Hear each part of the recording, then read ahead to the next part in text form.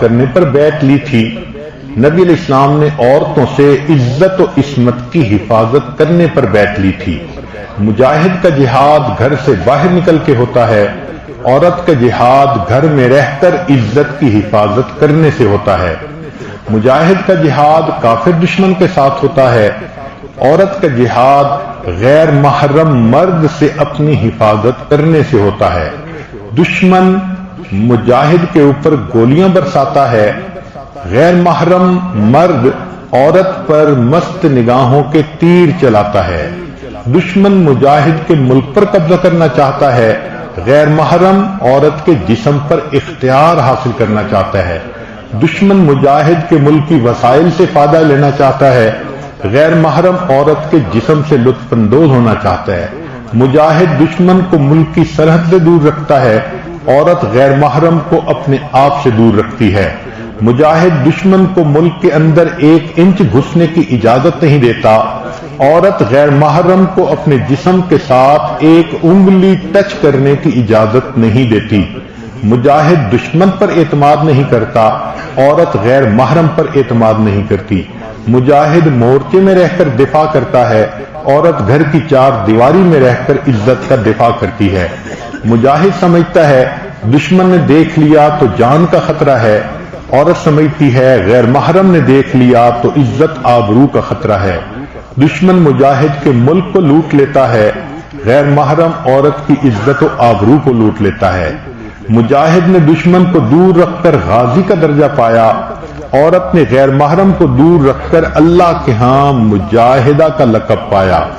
مجاہد دشمن سے چھپ کے کام کرتا ہے، عورت غیر محرم سے چھپ کر اپنا کام کرتی ہے۔ مجاہد دشمن کے وار سے بچنے کے لیے زرہ پہنتا ہے، عورت غیر محرم کی نگاہوں سے بچنے کے لیے برقع پہنتی ہے۔ مجاہد کو دشمن کے سامنے استقامت دکھانے پر کامیابی ملتی ہے، عورت کو غیر محرم کے مقابلے میں استقامت دکھانے پر کامیابی ملتی ہے۔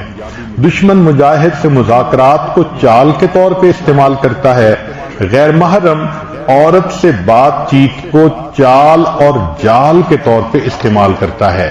دشمن مجاہد کے ملک میں جاسوس بھیجتا ہے، غیر محرم عورت کی طرف کوئی پیغام رساں یا میسج یا فون کال بھیجتا ہے۔ دشمن مجاہد کے راستے میں سرنگیں بچھاتا ہے، غیر محرم عورت کی طرف تحفے تحائف بھیج کر اس کے لیے روحانی سرنگیں بچھاتا ہے۔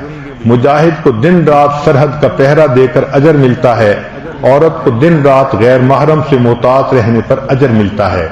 مجاہد دشمن کو رمل کے ذریعے کمزوری کا پتہ نہیں چلنے دیتا، عورت پردے کے ذریعے غیر محرم کو اپنے حسن کا پتہ نہیں چلنے دیتی۔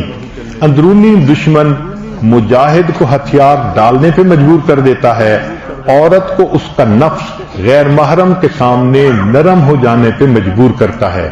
مجاہد کو جہاد اللہ کا قرب عطا کرتا ہے، عورت کو پاک دامنی اللہ کا قرب عطا کرتی ہے۔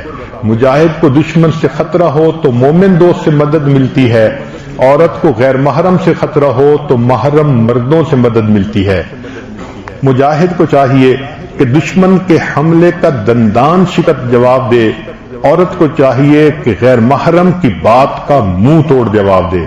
مجاہد کو چاہیے کہ اپنے ملک کی حفاظت سے محبت کرے، عورت کو چاہیے اپنے ناموس کی حفاظت سے محبت کرے۔